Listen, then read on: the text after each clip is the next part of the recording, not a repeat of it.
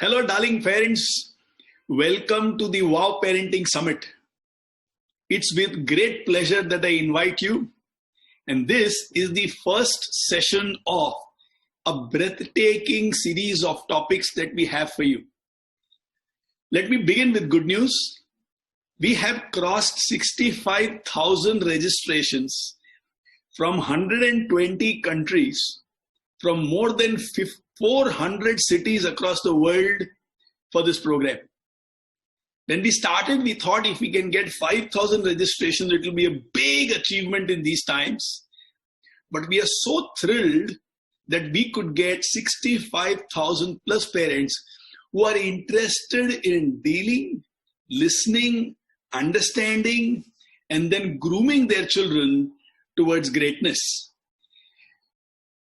To begin the show, we needed somebody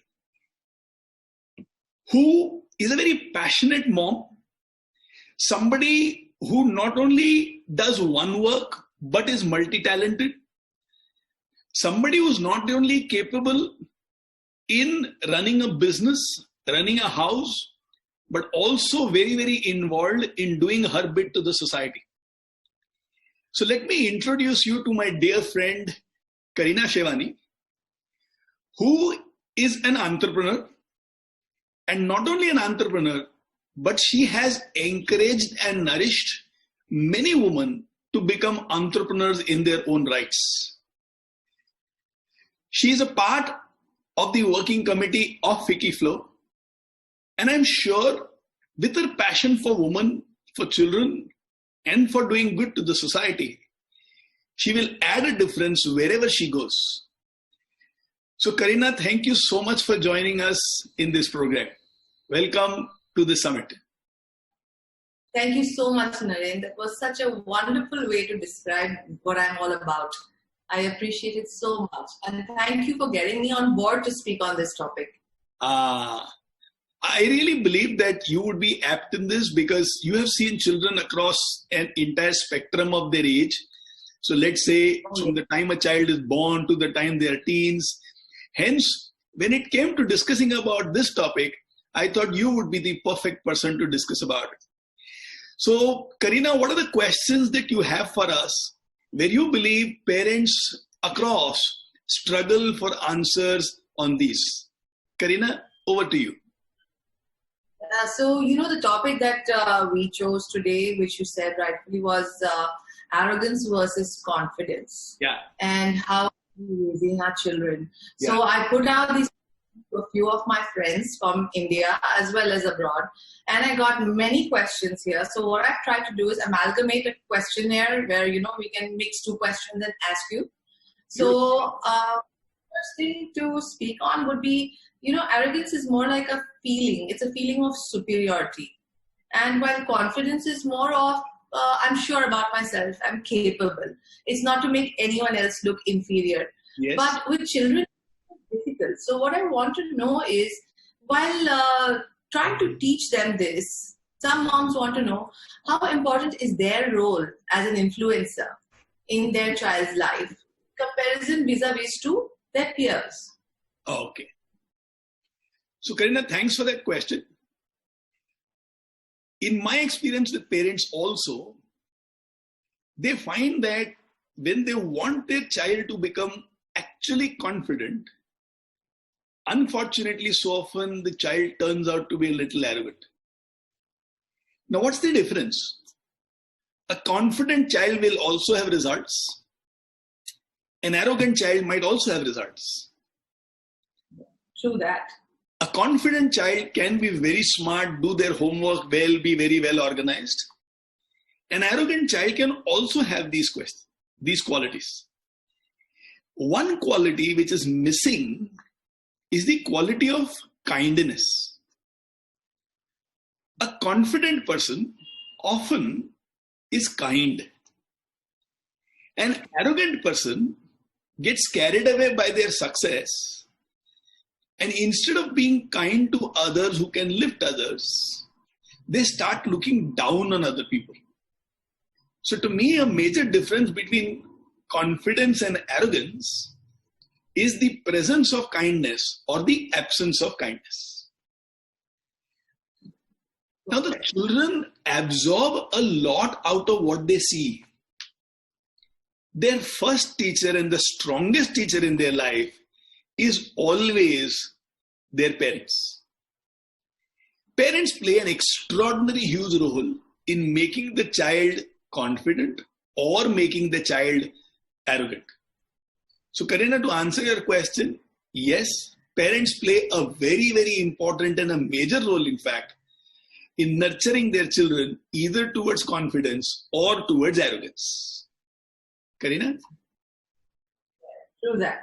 I agree. And I so agree with you that, the difference is actually absence or presence of kindness. And we are the role models.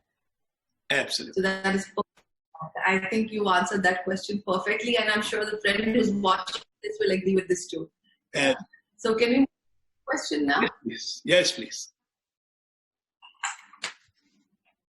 So, a lot of teenagers, they feel that we know it all. And I wonder how they get so much of confidence that the parents are now, not important and don't know anything, and they just, got gray hair probably just like that, while they know everything what's happening on this earth and we know nothing. So a friend of mine wants to know, how does she actually get her point across to her child to say, no, beta, it's not like this, it's like this. Please try to understand. So how do we go about with this aspect? Now, Kareena, this is a very, very beautiful question. And I might take a little longer than the first answer for this answer. Imagine in your life, who are those people whom you listen to? If you make a list of those people whom you listen to, you will find they are all people whom you respect. Yes. So if Kareena listens to Naren, it is because Kareena respects Naren. If Naren listens to Kareena, it is because he respects her. Now when I respect a person, I want to know their point of view. A friend of mine yesterday posted something on Facebook, and I thought he's jumping to some conclusions, and the tone has a lot of arrogance. So I just messaged him, darling, normally I appreciate all the posts that you write, but this last post of yours has made me a little uncomfortable. Just thought you should know about it. And I left it at that. In 5 minutes, I get a message back. Naren, your opinions are important to me. I would like to know from you, where did I go wrong? Was there an oversight so that I learn from this experience and I don't make the same mistake again? So I told him, let things cool down, and after 48 hours, we'll have a discussion on this. Now, what do I want to tell you through this small experience? People will be wrong. Sometimes you will be wrong, sometimes I will be wrong, sometimes our children will be wrong. When somebody is wrong, they need support. Support for their emotions. When somebody is wrong, they are vulnerable. Vulnerable in their self-esteem. Now, when somebody is wrong, if I attack that person, by nature, the other person has to defend themselves. Absolutely. So if I attacked my friend and said, what nonsense have you written? This is not expected out of you. He might have written back, India is a free country. Everybody has the right to express their opinion. Because he has to defend himself. He's vulnerable over there, and an attack is never going to be taken easily. Often I find in parenting, because we love our children, the moment the child makes a mistake, we do two things. Either we ignore it and say, koi baat nahi, seekh jayega. Or we almost take them head on and say, how could you do this? You don't have sense. This is not expected out of you. And even in worst case, look at that child. Now the child is already vulnerable. And in that situation, if we attack the child starts losing respect for us. Because when the child was wrong, they wanted somebody to emotionally support them. What we did is emotionally exploit them. And over a period of time, when this happens multiple times, very sorry to use those words, but in the mind, the child starts saying, A, I care a damn. B, even worse, go to hell. 3, I know all the mistakes you do, so you don't have the moral authority to tell me what should be done and what should not be done. I think I can hear a bell ring. and separates themselves from us. Over a period of time, then the child says, I know you love me, but I don't have respect for you. Respect is lost. The bonding in that relationship is lost. Kareena, in another session in the future, I will be speaking about this in details. But trust me very deeply, if you have been able to nurture the ladies who were not venturing out from their homes even when they had high potential, it is not because they felt your love, it is because they felt your respect for them. Yes, that is right. That is true what you say. Kareena, the need for respect is greater than the need for love. That's right. And respect is to be commanded, not demanded. Right? If I am binge watching till 1 o'clock in the night, and if I tell my children go to sleep because you have to wake up early, the child understands what I'm saying is right. But the child does not respect me because he looks at me and says, Acha, I know what is happening. Tomorrow, that child will be arrogant. And whenever I say something, they will say, I know it, you don't have to tell me. Finally, Kareena, to complete this answer, not many moms, not many dads live a life where they can command respect. Just to paraphrase what you said, respect has to be commanded. Let's say I'm being exploited by somebody. Let's say I have a business partnership and somebody is exploiting me. I come home and I'm saying my partner is not fair, but theek hai, jaane do, koi baat nahi, it's okay. Sometimes things like this happen. I'm stuck. I don't know what to do. He should understand. He should respect me. And every day it is a pity party that I have at home. My wife also listens. My children also listen. When the children say, okay, Papa, I think we should go for a holiday to Switzerland. But I also want to tell you, but you know that partner of mine, he's not releasing funds yet. There is so much fun, but what to do? Every day I tell him I'm helpless, I'm helpless, I'm helpless, I'm helpless. And then one day I tell him, okay, beta, you should think big in life. He can listen to what I am saying, but it will never hit here. It will never hit over here. It will just gloss over. So when children can respect parents, for the way the parents are living their life with confidence, with grace, handling difficult situations with a lot of composure, balanced in their communication, you will find in all those families, these power games are not there about arrogance and you're not good enough and I know everything in the world. These things won't happen over there.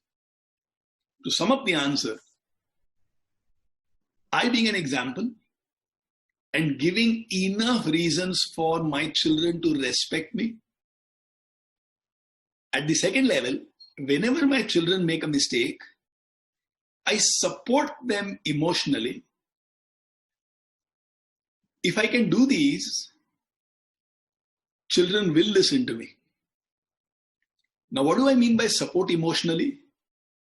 Let's say, for example, Kareena gave some dresses through her beautiful line to a dear friend And it was for about 2.5 lakhs for the wedding which they were having in their house.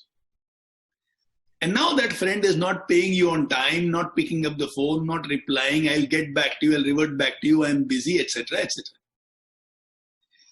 Now, Kareena's husband had told Kareena, don't give udhari, do only rokda ka kaam. Kareena thought, he does not understand practically. Between us women, sometimes we have to give it like this. Now you have lost that money. And that money is not coming back. And now you go to your husband and you say that money is stuck. What would be his normal reaction? You want an answer from me?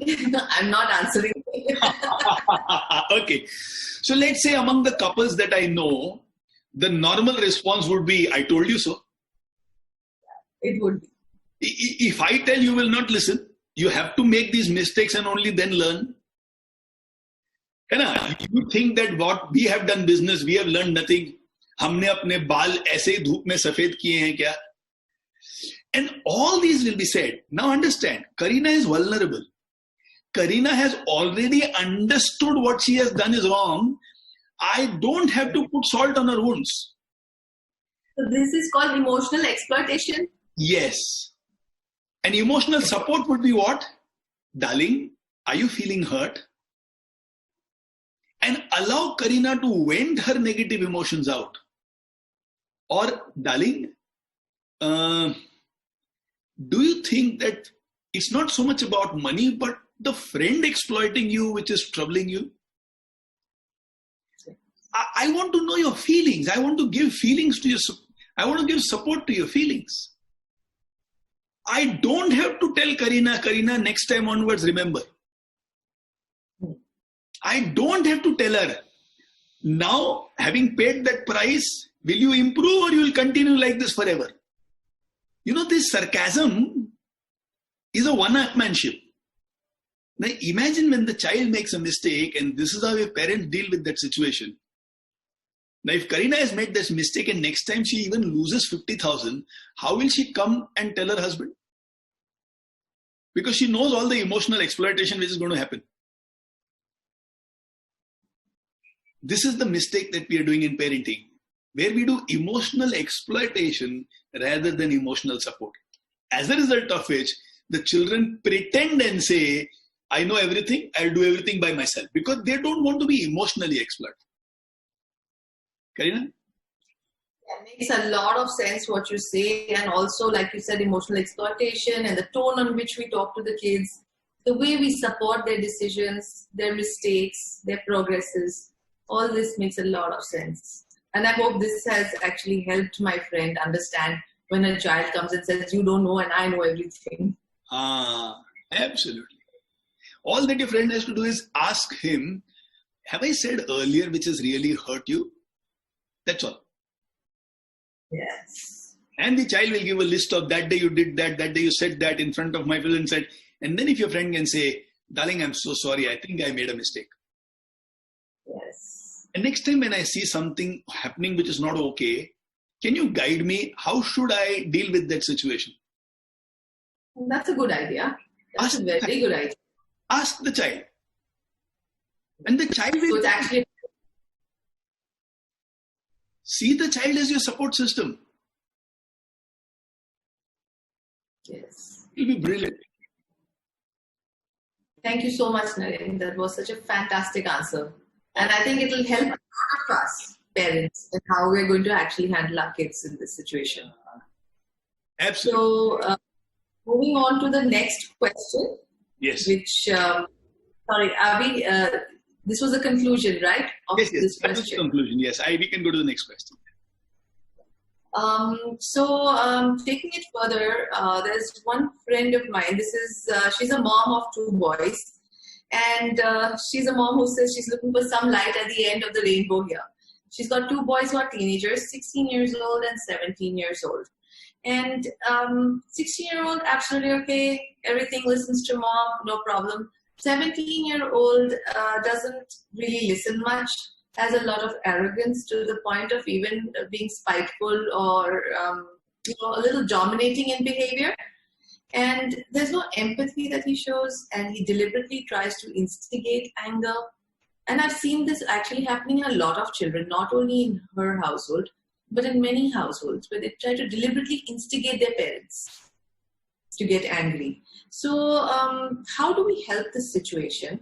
And is this arrogance actually a mask of any other insecurity? How do we take care and take this further, whereby the child actually learns to respect his parent? So, Kareena, it's a very, very valid question and probably a very, very deep question. Now, first I will tell you why it happens, then I will tell you how do we solve it. Normally, when the elder child is like this, one, it means that child was ignored a lot in the growing up time. In this case, since the age gap is only 1 year, the elder child wouldn't have even got mother's milk for a long time. Because once the mother becomes pregnant again, then many doctors would suggest that don't feed your elder child because now you're pregnant again. And before the child had a semblance of security in his life, the younger one would have come, and the younger one would have got a lot of touch from the mother, a lot of attention from the mother compared to the elder one. So in the crucial phases of growing up, the child has felt a little alone. The child has felt that I am not a priority and I am not focused, number one. Now this always makes people insecure. Right. Second, often in families where you have 2 or 3 children, or it's a joint family where there are siblings around of cousins, there is a tendency for people to tell the elder one, you are elder, you sacrifice. Or yeah, feel that. And the elder one says, why did you give me birth as the elder one? You should have given me birth later on. I mean, why should I sacrifice all the time? Hello, I have my own needs. The elder child is always an experiment for the parents. They don't have an experience of grooming the child. So they also become panicky very fast. By the time the second child has come, the parents are kind of comfortable and they know, if the child has sneezed, it does not mean he's going to die. If the child has fever, does not mean he's going to die. If the child has fallen down, does not mean he'll bleed till death. That anxiety has gone away. Finally, when there is a lot of comparison, look at Kareena, how well behaved she is, and look at how you are not behaved properly. Look at her, how well she studies, and you have not even completed your homework. Every time the child is put down in comparison, the child either becomes aloof and withdrawn, or the child becomes aggressive in nature. Now, if the child has been subjected to this for 12, 14, 15 years, imagine the kind of mindset that the child has developed. In other words, Kareena, what will happen if I throw a ball onto a wall? It'll bounce back, right? Bounce back. Now, the child does not have, coming back to the same thing of respect, the child does not have respect for the parents or the mother or the father, as the case may be, and therefore the child gives it back. It is kind of taking revenge for every hurt that has been given to the child, knowingly or unknowingly. When somebody gives me pain, I want to give them pain back. When somebody has given me pain, if something wrong happens in their life, I might say, Acha hua. He deserved that. That fellow gave me pain, no? Now, good that had happened to him. Now, you can say that, you can hurt people, to use your words, we can be spiteful towards people when they have been a source of lot of pain in my life. Kareena is not a source of pain in my life. Why will I be spiteful with her? But for some reason, I'm saying, now Kareena, very, very carefully over here. Love is not absent. When I'm telling my child, कि Kareena देख कितनी अच्छी है, तू क्यों अच्छा नहीं है? My love is present. In fact, love is very strong. And I'm thinking through negative motivation, my child will become better than Kareena. That is my expectation. Love is not absent. But the way love is expressed, it looks like a slap on the face and not on the kiss on the cheek. Parents don't know, I have always loved you. I have always done these things for your benefit only. Then why are you against me? From parents' perspective, what they have done is right. But from the child's perspective, they have been hurt, they have been hurt, they have been hurt, and they have not been understood. Kareena, the greatest need, I repeat again, the greatest need of any human being today is respect. In respect lies dignity. Imagine the first time a very rich woman, let's say your husband earns 1 crore every year, and the first 5,000 that you would have earned, you would have felt the same pride, if not more, than what your husband earns when he earns 1 crore. Because in that crore, it's not dignity, achievement for you, but in that 5,000, there is dignity, there is respect, there is self-worth. So my appeal to all parents is forget about the past. What has happened has happened. Just look at how is it that you can make your child feel respected. How is it that you can make them feel that I would love to understand you? How is it that we can stop imposing our right and wrong on the child and involve them in discussions by which we can show them what is right and what is wrong? Let me give you a very beautiful classical example.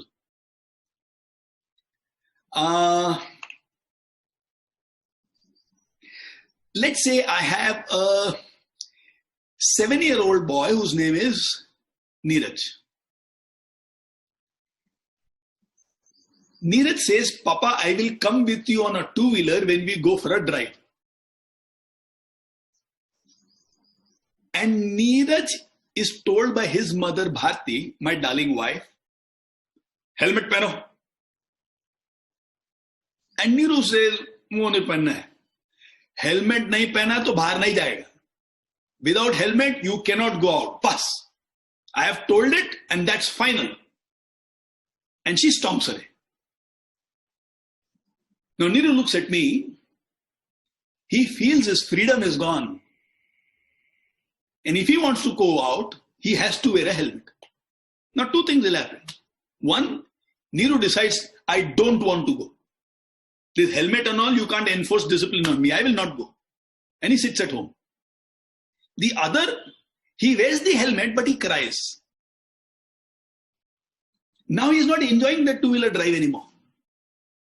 Now who's the villain inside his head? His mom. Did mom had love in her heart? Yes. Did the child understand that love? No. What is the solution? Explaining him why. I tell you about a beautiful style. Huh? If Bharti had told Neeraj,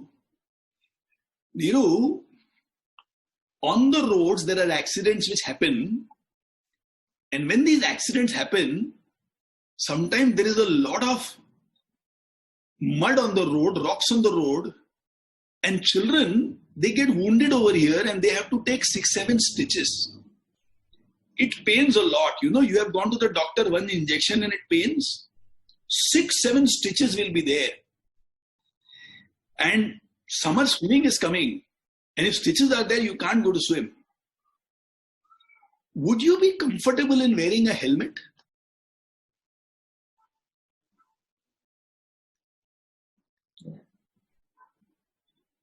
And Neeraj says, I don't want it. Yeah, that's okay. But Papa is wearing a helmet because he's saying, what if he falls and breaks his head? Next month, who will pay your tuition fees? And we want to go for holidays after the summer. But with hurt, we can't go. Do you mind wearing a helmet? Like this, explain a situation, back it up with this question. Is it okay if you wear a helmet? Do you think it's the right thing to wear a helmet? Would you mind wearing a helmet? And when the child ultimately says, okay, it's his decision. He knew my mother respected me and kept on talking to me till I understood her point of view. And the child feels respected. Now, will the child see mother's love? Yes, I would say so. But at the same time, he'll respect that. Absolutely. So in wanting to pass on our love, if we are aggressive and disrespectful to our children, the child will grow up to either withdraw themselves or the child will grow up to become very meek with no voice whatsoever. Anybody in the world can exploit them and you won't want that for your child. Or the child will become aggressive and pretend to be confident. So my appeal to parents is, your children are 16, 17 and if they misbehave, sorry, but you have lost respect a long time ago. Now it's time to win that respect back by having these conversations with the children and not instructions to the children. You practice this and you will find the arrogance of the child will go. Your child is already doing well because you were very kind when you explain things properly. This kindness is also now passed on to the children. And therefore, arrogance will go and confidence will come in. Kareena, I wish we had kept on having this conversation. I'm enjoying this conversation with you so much. But I also guess it's already time. And the session was supposed to be for 30 minutes. And I think we have gone on a few minutes post 30 minutes. I'm very, very glad and excited that you could spare your time for us. It's very clear that you have put good efforts and done good research, reached out to friends and took their questions, got that involved in this conversation. So thank you so much. And I'm confident through our conversation, we will be able to add value to thousands of more lives. Kareena? And I've also learned a lot from you today in this whole communication and having a two-way communication stream with the children, respecting them in order to get respect, which is very, very important. And not just... Absolutely. So thanks a ton, Kareena. And thank you for coming for this program. And pray for all the parents out there. May they all have extraordinary parenting journey where there is mutual respect. Not only love which is hidden, but love which is felt and visible to all. Thank you so much. Love you and bye-bye.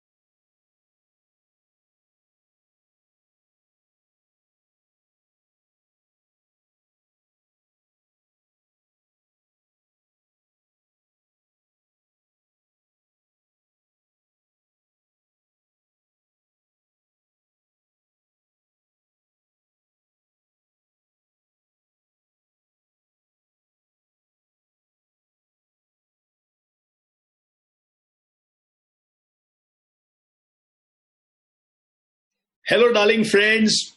Welcome once again to yet another exciting episode in the Wow Parenting Summit that we have been having. We have been having some extraordinary discussions, and I'm very sure that this discussion will also be extraordinary. We have been having brilliant insights, and I'm sure that this session will also have its share of brilliant insights.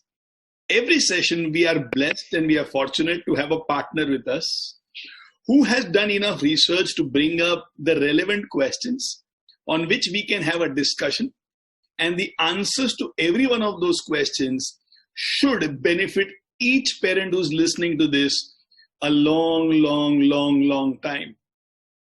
There are two ways in which a seminar can happen or a session can happen. One is when we talk about philosophies, where we speak about a hypothetical situation. Other is when we take real life cases, real life issues, real life publications, real life complications, and we discuss on that. My experience of 20 plus years tells me that every time we have discussed about a real life situation, it has benefited people much more than hypothetical situations. In this session, we'll discuss about a very pertinent, very important issue. And my partner over here has done enough research to go into the background and come up with very relevant real life issues. We are blessed and we are fortunate to have Shweta Saxena with us, who's going to be interviewing me in this session. Now, Shweta is a lady with many hats on her head. She has excelled in many fields of her life. And right now, she's doing something truly incredible. She's running something called the Woman TV, where she interviews women who have done something significant in life, women who have inspired others.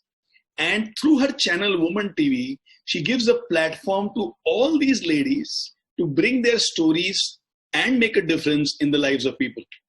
Now, Shweta will be interviewing me today on a very beautiful and relevant topic, and that topic is how to handle anxiety and stress among children. So, Shweta, thank you so much for coming and joining us. Thank you so much for putting all the efforts that you have put to get this session ready. And now I hand over the platform, mic, or the stage to you for you to take things forward. Shweta? Thank you so much for this lovely introduction, Narendra. And just quickly, I want to mention why I have chosen this particular topic to interview an expert like you. Yeah. Along with being founder of Women TV, I'm also a mental health professional, a clinical psychologist. And while doing my mental health awareness work in these various countries like Switzerland, Australia, UK, one thing was very common was the fear and concern of almost every parent I came across about their children. And they used to feel very helpless when it came to how to understand and how to help their child deal with anxieties they're going through. So here we are, and I'm sure this session is going to help all of them who's going to watch.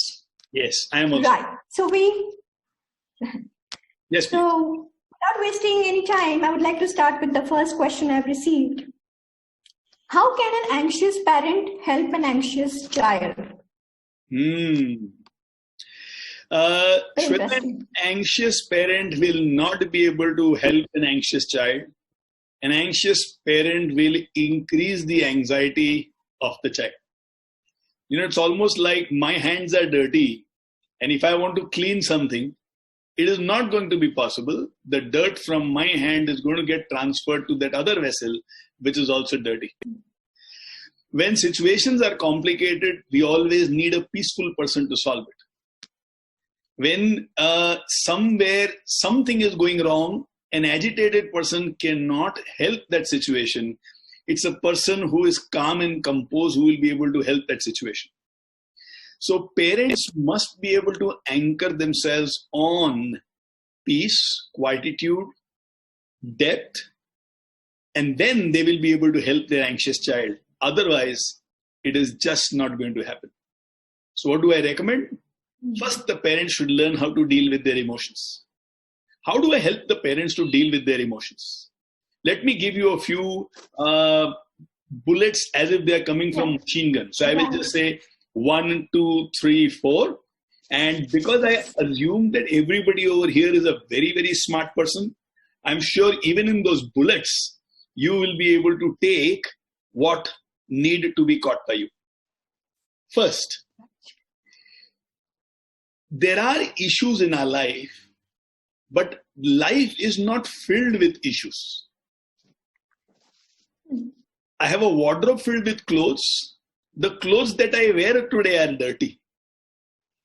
Now, if I only look at my clothes that I worn today, I can only see dirty clothes, soiled clothes. And I forget that there's a wardrobe filled with fresh clothes. Similarly, I believe while we have our own challenges in life, there are innumerable things which are also going right for us in our life. So the moment a parent or an individual understands enough is going right, there are some issues which needs to be solved. Anxiety immediately comes down.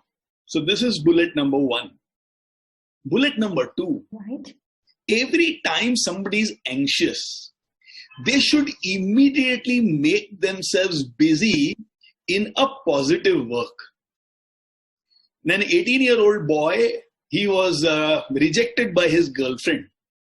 And that simpleton was madly in love with her, but that girl for some reason dumped him. What did this boy do? He realized that my neighboring uncle has doors where the hinges has become loose. He just approached that uncle and said, your hinges in the door are loose. If you don't mind, can I repair it for you? And the uncle said, okay, I don't mind, but how much will you take? He said, nothing. I just want an opportunity to do something good. And that boy repaired it. And when that uncle asked him, but you could have asked for some money. He said, the only way to handle a negative situation in life is with something which is positive. So if something is -2, and even if I have to bring it to neutral, I have to do +2, right? I want positive balance, then I need to do +3. -2 by itself will never become 0. So anxiety does not go by itself. We need to act. We need to do something. Work on it. And around us, there are so many opportunities to do something good. Go to the watchman of the building and smile and say, sir, you're doing a good job. Go to the neighboring Mamta supermarket, Ramesh supermarket, Jayashree supermarket, and look at those small boys who are working there, who are not even educated, who have come from the village, and say, yeah, you guys work quite hard. I'm very impressed by you. There are enough other people around us who need help, and that help can be done in 30 seconds, 1 minute. You do that and you see your anxiety will be taken care of. So these are the 2 things. The third thing and the final thing that I would say is, get yourself busy in a physical activity. When somebody is anxious, either they become very restless or they withdraw themselves in a cocoon. If they go for a run, if they sing a song, by the way, haven't you learned this from Hindi movies? The moment there is a sad situation, there is a song. Why is there a song? Yes. Sing it out, man. Run it out, man. The energy which is negative energy needs to be consumed. Consume it in an activity and you will find you will become neutral once again. So those are my 3 bullet points by which any anxious parent can move into a semblance of composure. There, they are ready to help their conscious child. Shweta? Wow. How beautifully expressed. Thank you.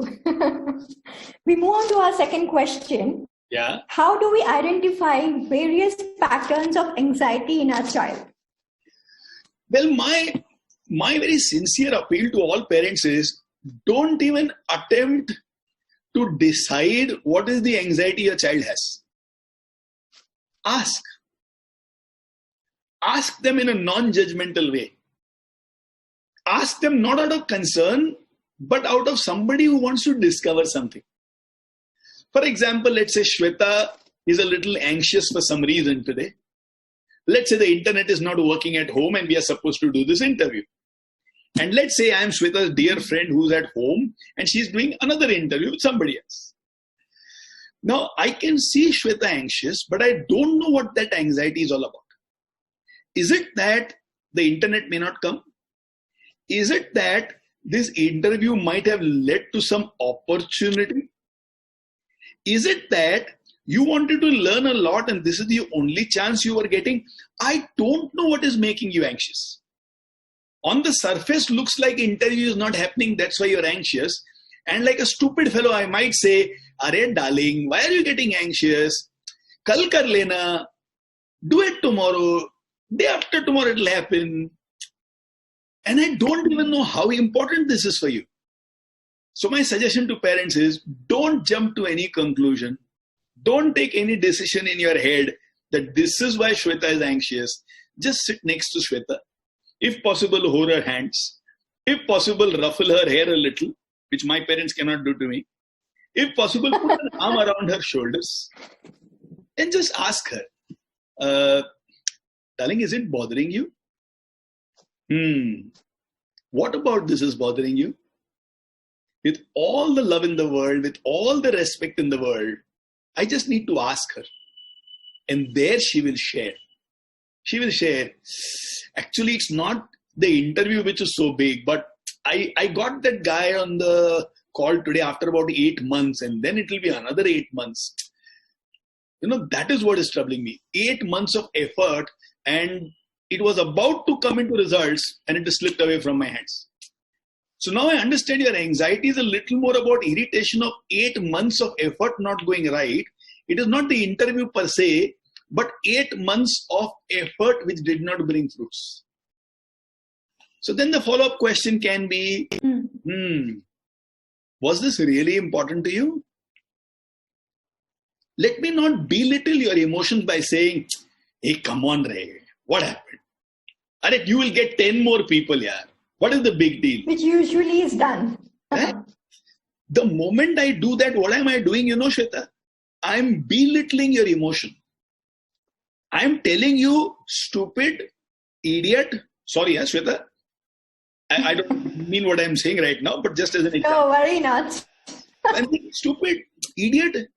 That is what you are hearing.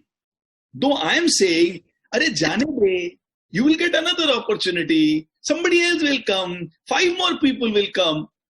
I am saying out of love and concern. You are hearing, stupid, idiot, useless. This is not a big thing. Why are you getting so emotional? You can't even control this. You will not be able to listen to my love.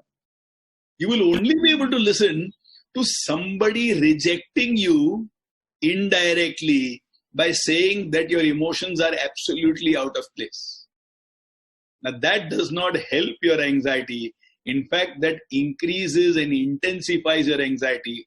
Earlier you had one reason to be anxious, that this result is not coming after 8 months. Now you have another reason to be anxious.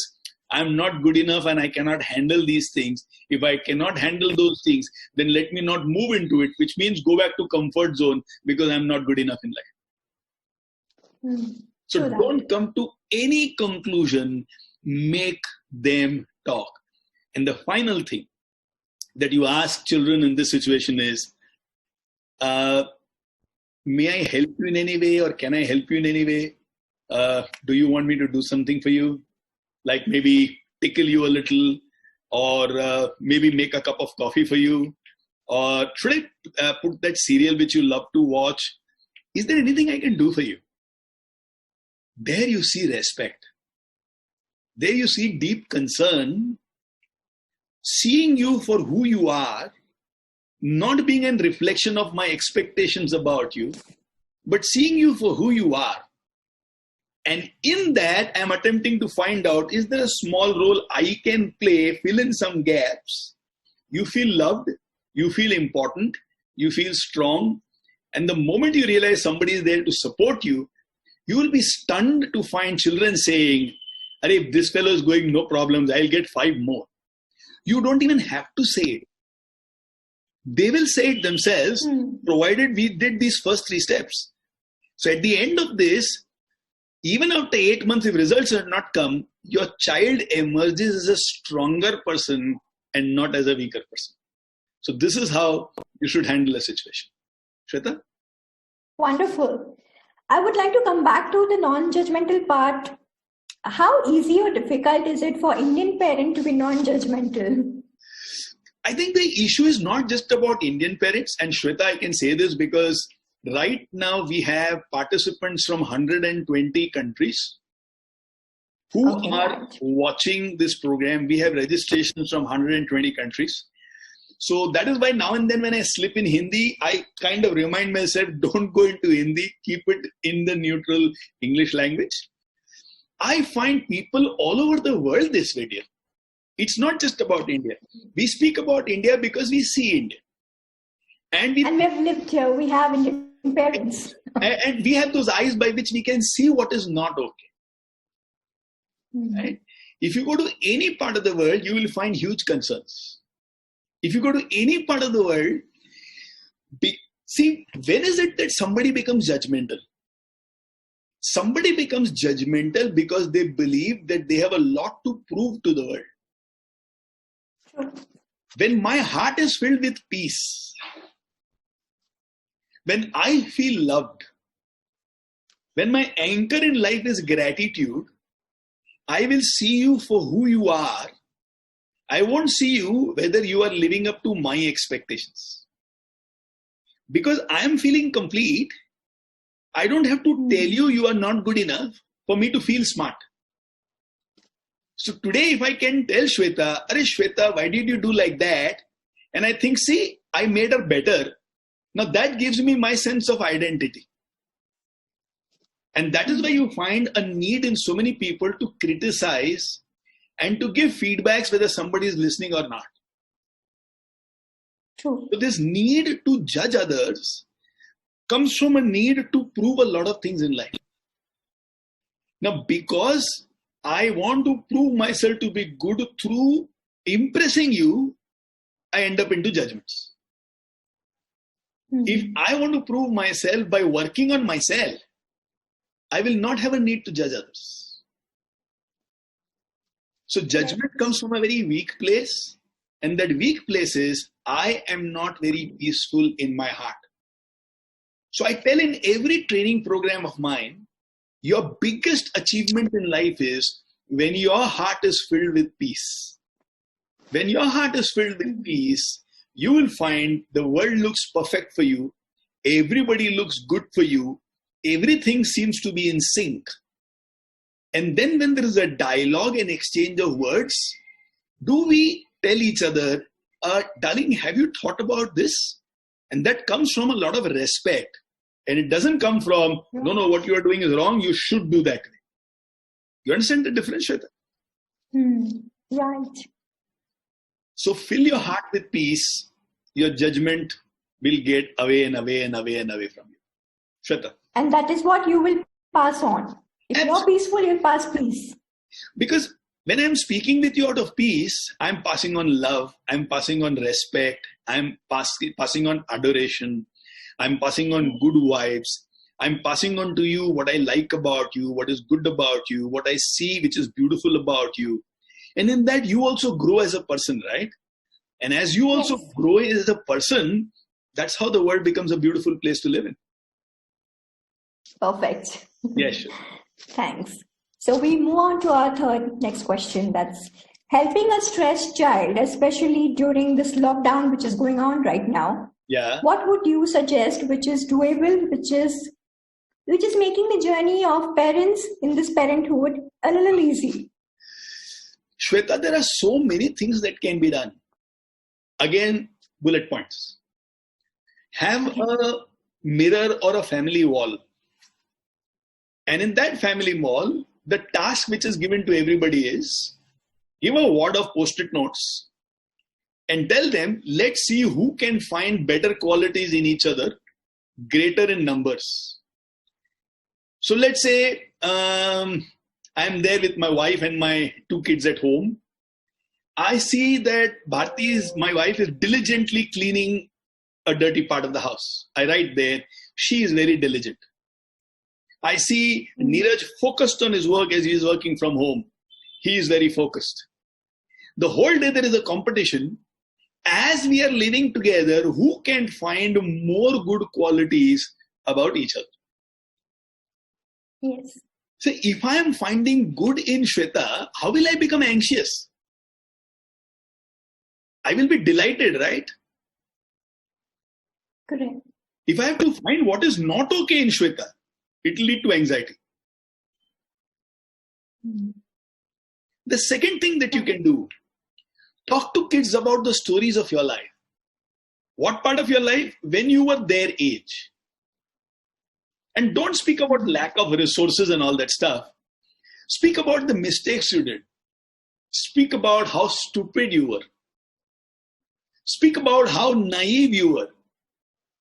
Speak about the friends you had. Speak about eccentricities from your family members, from your neighbors or your teachers. In other words, don't speak to teach, but speak to entertain. And you're not talking about Little Red Riding Hood. You're not talking about Jack and the Beanstalk. You're not talking about Snow White and the Seven Dwarfs. You're talking about your real life.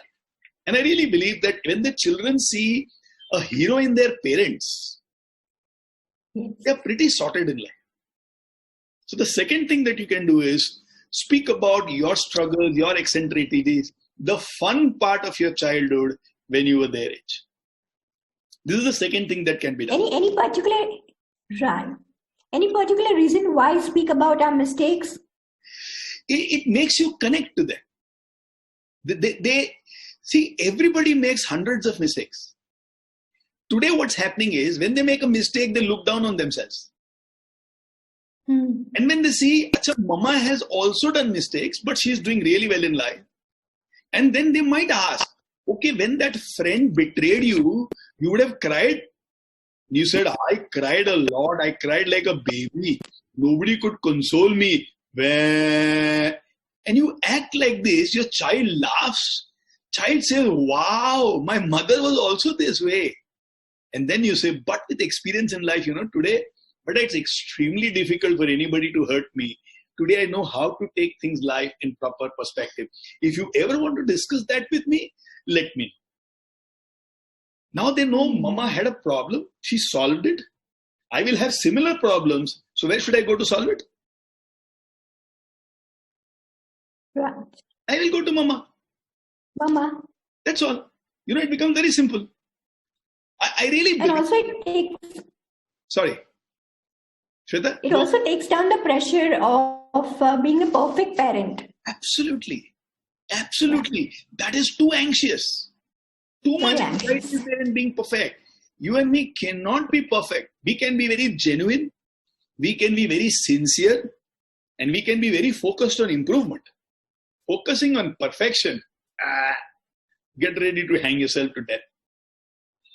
And what my research has shown till now is that when you want to be a perfect parent, you want the same replication in your child as a perfect child. So that's where the whole problem lies. That's one of What's your say? You will never find any perfectionist in life relaxed and happy. True. You will not find them relaxed and happy. Therefore, if I, as a husband, as a friend, as a father, as a trainer, as a parent, if I'm searching for perfection, everybody around me will feel anxiety. They won't feel peace. Shweta. Thank you, Narendra. The next one is, once we understand the reasons of anxiety in our child, how, as parents, we can take little extra care. Okay. Let me answer it this way. Forget about your child being anxiety proof. Look at this entire exercise as if a child is studying in school. You have done your master's in psychology. Your child is in the first standard. They will take another 15 years to reach that stage of being masters. The mistake which parents do is, they want to give something to the child by which the child can move from first standard to masters in that moment. Yes. And it doesn't work that way. So what you need to do is, forget about your intelligence, your brain and where you are in your life. Become the age of your child with the exposure that your child has, with the strength and weaknesses that the child has, and find out what is the little that you can do to your child or give to your child by which the child can move to the second standard. In business we have a saying, nobody can eat an entire chicken straight away. You take a chicken and you can't eat it in one gulp. But we can eat it one morsel at a time. Yes. In case I have my vegetarian friends over here, even if you have an apple, you can't eat the entire apple. But one bite at a time you can eat. As parents, our job is to keep in mind that the apple I want to feed, but give to the child that small morsel which the child can eat. And in a little time, the apple would have gone inside the stomach of a child. So from first standard, don't take them to masters. Give them one morsel at a time. The child will keep improving, building upon its self-confidence. Even if it takes the child 3 years to become anxiety-free, it's a brilliant thing that you have done. It will never happen that the child becomes anxiety-free overnight. Right? So it's like having small goals. Absolutely. Small, practical, in the mind of the child, doable goals. Right. Because your small goal and your child's small goal will be very different. True. So small from the perspective of the small child. Yes. Great. The next question for us is, life is too demanding these days, especially for the urban working parents. Hence, our kids must be going through the feeling of loneliness. What's your take on it?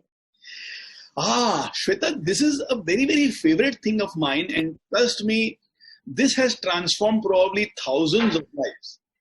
What I'm going to say in the next 3-4 minutes may not be exactly what you had expected, but it has worked for people like nobody's business. And I wish we can continue this conversation because it's going on so well. But I also have one eye on the clock and I know we are about 25-26 minutes into the conversation. So we'll have about 2-3 minutes for this answer to happen. And then we will have to complete the session today. And we'll surely meet for many sessions in times to come. Right. Not only are parents having a lot of things to do, even the children have a lot of things to do. Shweta, I very deeply believe it is not the quantity of time that you give to the child, but it is your 100% that you give to the child which is important. For some time, let's forget about being very busy in life. Let's forget about urban parents, double income, both working, not at home. Forget about it. Let's take a classic homemaker. Let's say there are 8 members in the family. And let's say mama gets up in the morning, goes to the kitchen, is busy in the kitchen, hurries and says bye-bye to the child goes to school. By the time child comes back, mama is very tired, but waits for the child comes, feed the child, then mama takes her nap. And then after half an hour, she gets up, she feeds the child a little more, sends them to tuition classes, the child comes back. At 7:30 to 10 o'clock, mama is busy in the kitchen, feeding everybody. 10 o'clock, she's a little free. She comes to the room, breathes, wants to see half an hour of TV. As she was cooking and taking care of the family members eating, she was also taking care of the homework of the child.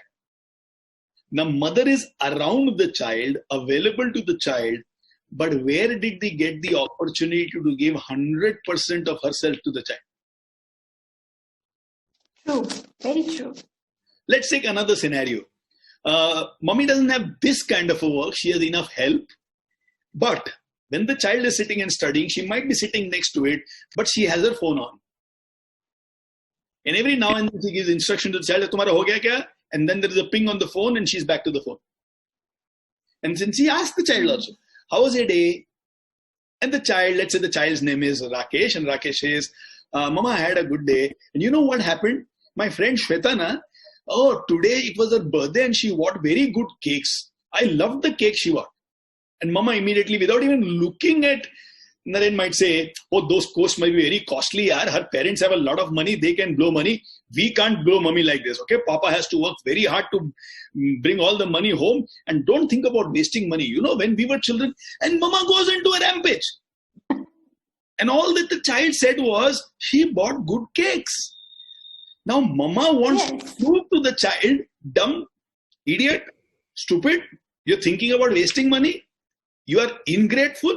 You can't see your father's hard work." The child just said the cake was nice. And if the mama was seeing the face of the child when the child was saying it, she would have seen the eyes sparkle, the child enjoying the taste.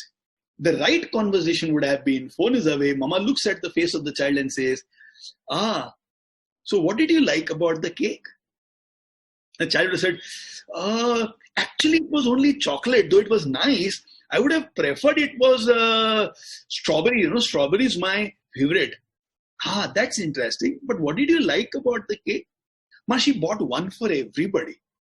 So you liked the cake, or did you like the fact that she bought a cake for everybody?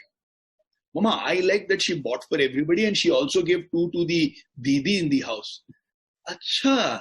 So you think when somebody is kind, they are a very good human being? Yes, Mama. Would you like to do kindness to somebody tomorrow? Would you like to take something for the didis? Your didi has 2 children. Would you like to take a pencil box for them? Mama, can I do that? Really, I can do that?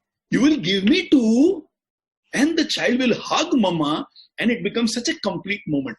How much time did this exchange take? Shweta, 15 minutes of unconditional time where I am willing to look at the world from the eyes of my child, not give some vishesh tippani, not keep on proving, see, I am smart, I am intelligent, I know a lot, you have to listen to me, I will guide you, by yourself you can't make it, I will tell you and do only what I tell you. Keep all this aside and just listen to the child. Your child will never become anxious. But it's only when the child is not allowed to talk and is corrected at every statement that the child becomes anxious. So it's not about working parents. To me, the issue is about, and sometimes my heart burns, you are at home, you are next to your child, but you are not with your child. You're so digitally busy. Digitally busy, and my child is not my priority. Now let's take another example. I'm with my child, and let's say I'm talking to my child and my child is saying, Papa, I want to take up psychology. And we are into that conversation. And Shweta calls me, and I see Shweta on the phone and I say, Beta, just 1 minute. Shweta auntie is calling me. Hello? Hey, hi Shweta, how are you? Arey darling, long time no see. Now, what am I showing to the child? Who's important? I'm telling my Definitely child. not the child. I'm telling my child, you are important. You are everything. You are the apple of my life. But I won't give you time. I'll give time to the phone. I'll give time to Shweta. I'll give time to Jhansi ki Rani. But I won't give time to you. So remember, it is not the number of hours. Your child needs 15 minutes to 20 minutes of your quality time. Undisturbed, where your child is to you the most respectable person in the whole world. You give that 15 minutes time to your child. And I'm telling you, your child will blossom like nobody's business. Your child will be disciplined. Your child will be focused. Your child will learn how to manage themselves. They will understand their priorities. That 15 minutes of importance will play an extraordinary role in you nurturing your child. Shweta? Great. Hey Shweta, I'm very Beautiful. sorry. Very, very sorry. No. I think they've just crossed 30 minutes, so we will have to Yes. cut it off. Thank you so much for doing this. Thank you so much to you. Thank you so much for taking time out. And from where did you bring these extraordinary questions? I'm really impressed with the effort that you have put and the sincerity with which you have taken this up. Thank you so much. Thank you. Thank you. May your child have an extraordinary mother in you. And then this entire exercise would have been absolutely worth it, right? Yes.